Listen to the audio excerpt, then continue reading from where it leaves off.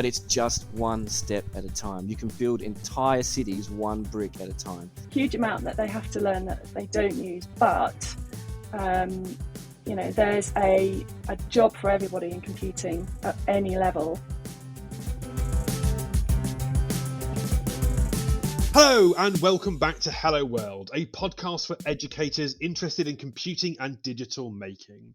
I'm James Robinson, computing educator and paired programming promoter. And I'm Mark Collegia, Raspberry Pi Foundation content creator, digital delivery expert, and king of Kanban. As ever, we really value all your comments and feedback, which you can share at helloworld.cc/podcast feedback.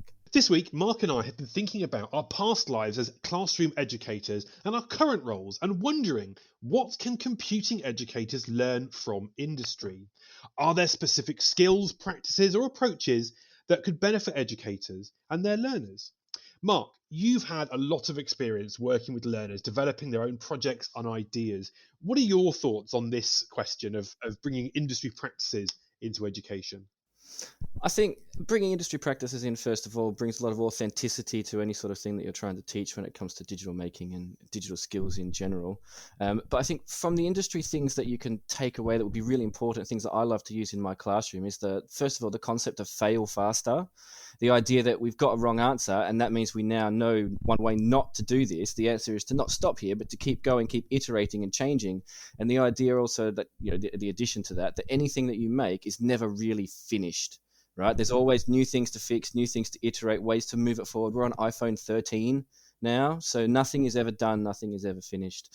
And I think the other one that I really like to talk about is agile. Like, I love working with agile. I love teaching young people how to do agile, because often the idea you come up with at the beginning is not the best solution to the problem. And agile is like teaching them those skills helps them work through that problem solving stage, the idea of working out a first answer and then iterating that answer again until you have the best answer. And that's one of my favorite things to do with young people. I really like that answer of things are never finished, and that's reassuring, because there's quite a lot of things in my life that projects that I've started and not finished. So I feel like I'm doing the right thing.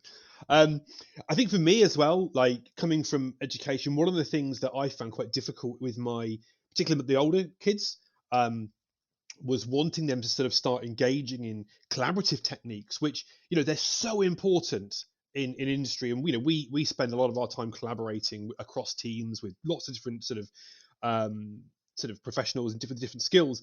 And I think collaboration is so important to development and to programming and to computer science, but it's really hard to do sometimes in a formal education setting, and that's kind of where I'm coming at it from.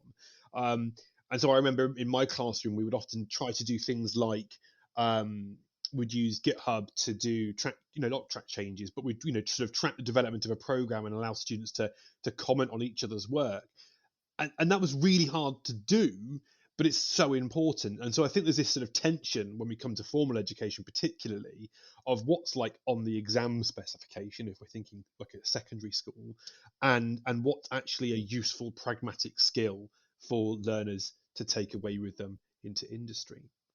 Thankfully, our listeners don't have to just rely on our ramblings. As interesting as we are, Mark, I think we need some support here talking about this topic. So let me introduce our first guest, Matthew Wimpenny Smith, who's a Raspberry Pi certified educator, former assistant head, and now a senior lecturer for initial teacher education, particularly focusing on partnerships and primary computing. So Matthew, you recently wrote a piece for an issue of Hello World, where you were talking about trialing an agile approach, and referring back to what Mark was talking about a moment ago, in your computing lessons. How did that work, and what did you learn from it? Yeah, sure. So basically the article was around the question of inquiry around, can we make it better? And that was the sort of STEM question that the children were focusing on. And I thought, well, this kind of lends itself to this agile engineering process.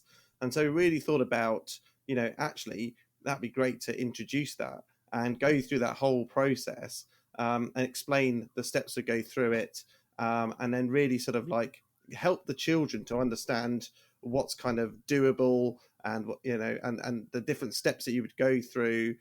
So, for example, like ask, imagine, plan, create, and improve, and how it would cycle round. Because quite often we know that primary school children will always they'll just go straight to the create stage. and they just want to make stuff. Whereas I wanted them to really think about all those other steps, and I was interested to see whether going through the agile process would improve outcomes, but also improve their understanding of why they were doing things and the reasons behind that. And it was also, as well, alongside that, it was building their learning power in some ways, because that's something that the school's been looking at different learning habits that children are having. And some of those habits we've been looking at were collaboration and imagination, and sort of flexibility and all of those sort of habits. And using this model, we had an imagined step in the model, and we had a plan step. So which enabled collaboration and so on and so forth. So the model kind of lend itself to the habits we were trying to develop as well within our learners. So making it doable, improving outcomes, and improving habits of learning. And that's where the model, I think, fitted really nicely in the primary classroom. I linked it to the 3D modelling unit of work from the teacher computing curriculum, because I thought, actually, this is quite a nice unit of work where they're actually, modelling something, making something, and we can use this process to go through that whole product that they're kind of producing, really. So and actually the outcome of it was that the children found that actually breaking it all down into chunks like this, going through that iterative cycle, they actually found they had a better understanding of the project as a whole, and they also kind of had a route map that they could use to be able to to sort of structure their work, really, and it really helped them to get to understand it better, basically. So yeah. Great. And there's a really nice diagram in your article of the adapted flow. So, and we'll probably dig into that a little bit more as we chat. But Mark, do you want to introduce our second guest? Also joining us today, everybody, is Julia Roebuck. She's been a programmer for 20 years, works in multiple languages and technologies, and since 2015 has been teaching computing online. So, Julia, what inspired you to move into computing education? Hi. Yeah, so I home educate my own children, and I had been teaching them most subjects myself, or with my husband. And actually teaching was something I never even dreamt about. But 20 years ago, when I sort of first graduated, or 25 years ago now since I first graduated. But the more I got into teaching my own children, the more I got to meet other home educated children and was starting to teach them a bit of computing. So it kind of took off from there, really. And having worked in both education and industry, and in the other order, from coming from industry into education, how do they differ, particularly when it comes to things like programming? Have you found that you've wanted to try certain practices, or that there have been particular challenges? I think for me, the way that I started in computing, I just literally did a BTEC and then went to do a computer science degree, and with very little programming experience. And so when I started, it was baptism by fire. It was learning C++ at A-level standard. Immediately I started that degree, and so I really struggled to start with in that first year. Everybody was off partying at university, and I was there every night and afternoon that I could get into the computer room to practice my programming. So I really have a real empathy and understanding for any student who is struggling with programming. So really, that approach and that knowledge and memories of desperately trying to learn how to program and not getting it to start with is really what has driven me a lot since I started teaching. That's quite a common story, actually, hearing people who have gone into to coding and things like that and having to do the hard road in the beginning. I think have you found the reverse? Anything has happened like by teaching programming? Has that impacted your own programming? Like, have you found it goes both ways? Not really, because I was doing a lot of fairly sort of advanced programming in my previous experience. So unfortunately, I say unfortunately, but I've had to dumb down my programming considerably. And even the A-level that I teach is very basic compared to some of the things that I was doing in industry. There's aspects of it I really miss, like working with databases, and I know databases back to front structurally, as well as programming with them. So it is very different, but again, it's just the drive to kind of get the next younger generation into it and not have the hurdles that I had. And I think because you've also written a piece about the sort of skills and practices that people from industry who might be thinking about doing a similar sort of switch can bring into their teaching and learning. What do you think that past experience, as from industry, apart from what you just sort of mentioned about the sort of the empathy and the kind of what sort of skills and practices do you think you've brought with you from industry, or other people from industry might bring into their teaching? So I think the in-depth knowledge of computing is the main thing. I think just from the fact that you are a computing professional, you will know computing and computers back to front. And you have so much knowledge you probably don't even realise that most people don't have. And having that as a sort of a real background and stability, you can really help show the students how it is to work in the industry, what it's like to work in the industry. And yes, some of the things that they're learning at school or college or wherever they are, they're not going to use, which is a bugbear of mine. There's a huge amount that they have to learn that they don't use, but there's a job for everybody in computing at any level, and you can show them by talking about all the different people that you work with at different levels, different jobs. There's so many jobs in computing that people just have no idea about, that you can bring forward to them and say, look, you could do this if you're interested in computing. You don't have to be a programmer. You don't have to be able to program to be in computing. So, and obviously there's lots of things as well, the way that you work as well. I mean, you've been talking about the agile development, but and obviously there's lots of skills that you'll get if you have a degree and that you can bring. But just having gone through that process of software development or working in a computer environment, that's not just using a computer, but developing or whatever, is just a massive advantage to show the real life and bring the real life into the classroom. That's a really, really good point. And you said something in there which resonated with me and made me think of something. I can't remember where I heard it recently, but someone was talking about, as a maths teacher, you might get asked like, oh, when am I going to ever use this, sort of, sir? And that's quite a common question that you might get from learners. And there are lots of things in school that we learn that we might not apply again. But actually, what's really important is what you're learning is not the subject matter, not the how to solve that problem, but you're learning problem solving skills. You might never encounter that programming problem again, but you're learning how to approach that programming problem. And I think that's a really fundamental kind of part of education, right? You're not just learning those skills in isolation. Matthew, we've been talking about lots of different industry practices and things. What are some of the approaches or tools that you've used with your learners? We've talked about using Agile in the classroom. Was there anything else you brought in to support that?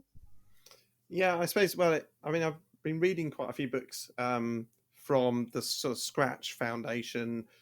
So Coding as a Playground was one of the books I read, and Mitch Resnick's book. And within those books, they talk about, this imagine, create, play, share, reflect model, this cycle that's continuously running. And I just thought this sort of resonates with stuff that I'd learnt when I was doing my undergraduate degree in business information systems all those years ago. And we looked at waterfall models and different project management models. And I thought, well, these are really just kind of like primary school versions of industry models. So I thought, well, why not just implement these in the classroom? And I think I looked at waterfall, and waterfall is obviously very outcome driven and very procedural. But actually, a primary classroom is much more fluid. And that's why I thought, well, actually, an agile model would be much better.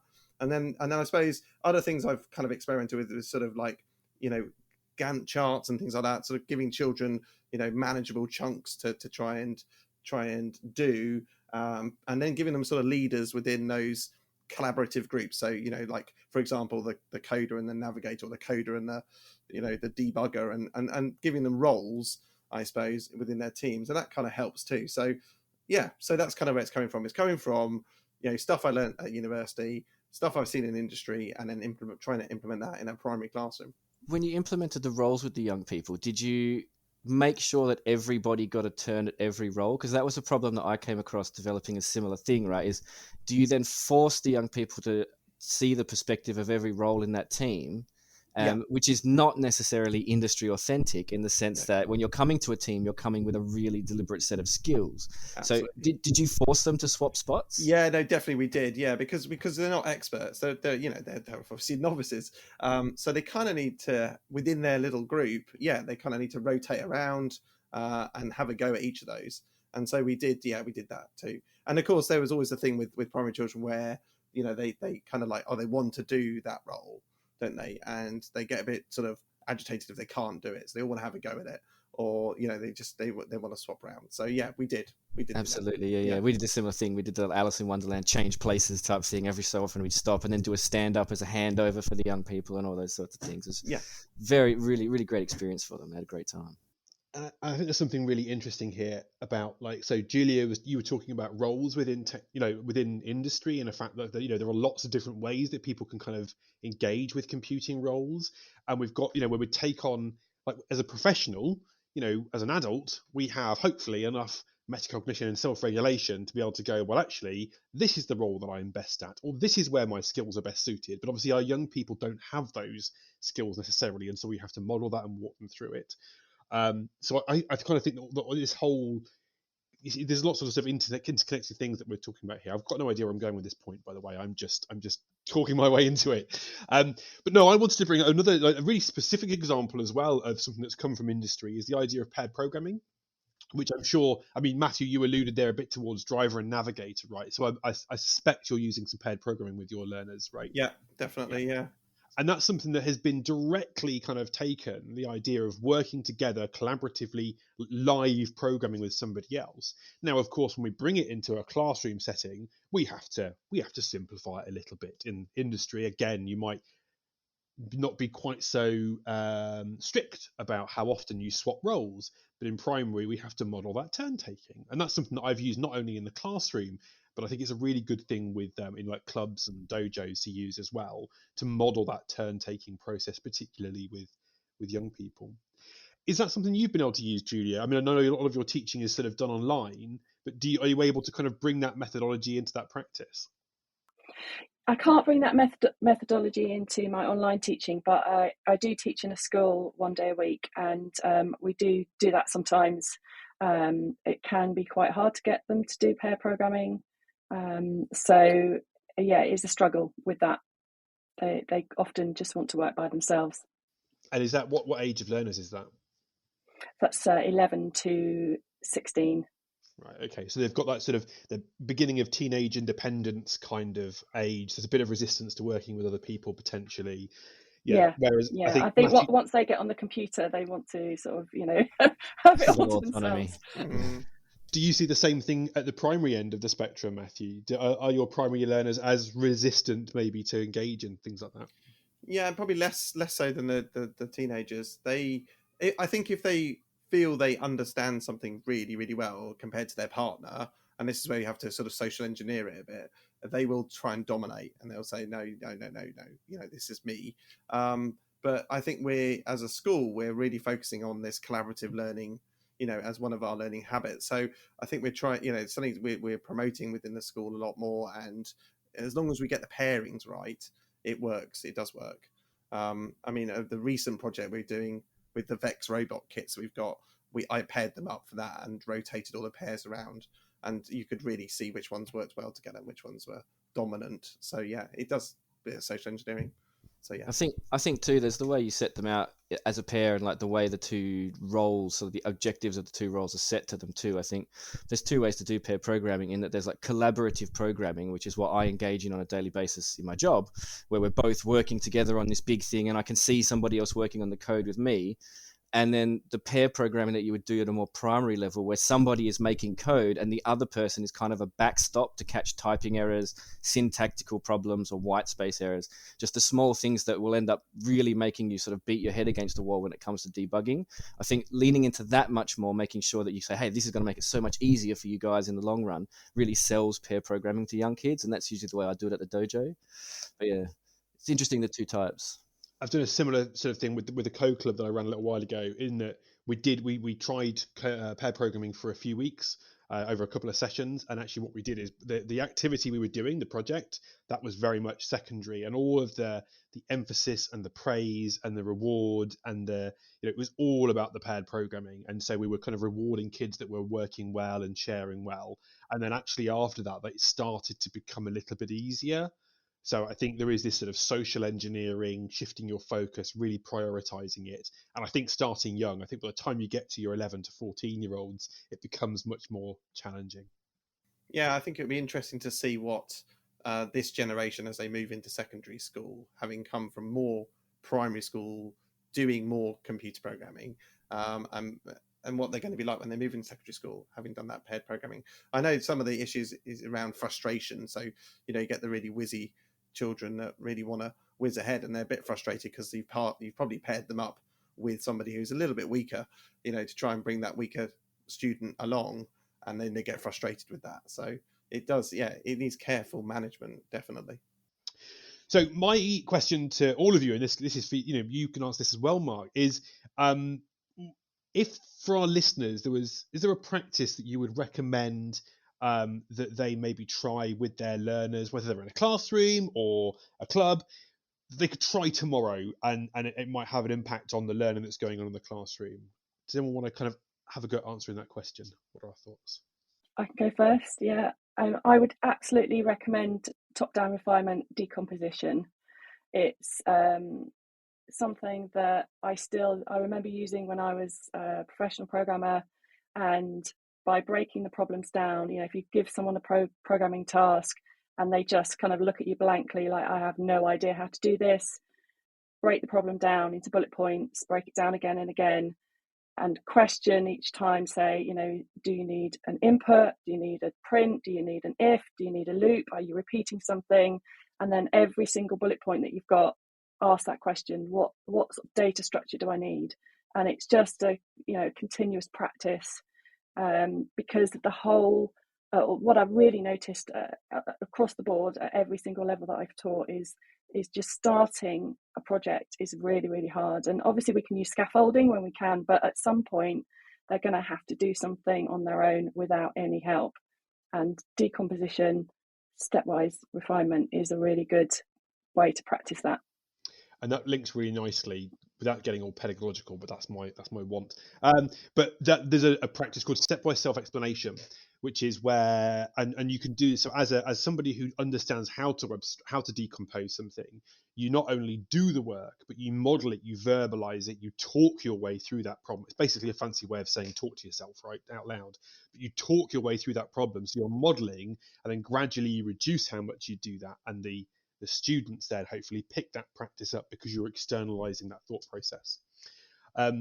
Anyway, that's just I like to add a bit of researchy stuff. Mark, who wants to answer this question? Yeah, I think for primary school children, I think it's around them understanding the notional machine. What is going on when I click the green flag and scratch. And there's a series of blocks, and what are those blocks going to be doing? And it's really about reading and understanding the program and having an idea in their minds of what is going on. And I think the more we can do that, the more we can teach children how to read and understand programs, the better. I think that's really key, and really understand their knowledge around the big three. The sequence, selection, repetition, especially at primary. Why we put them together in certain ways, and this and the other. So yeah, notional machine and all that definitely is my thing.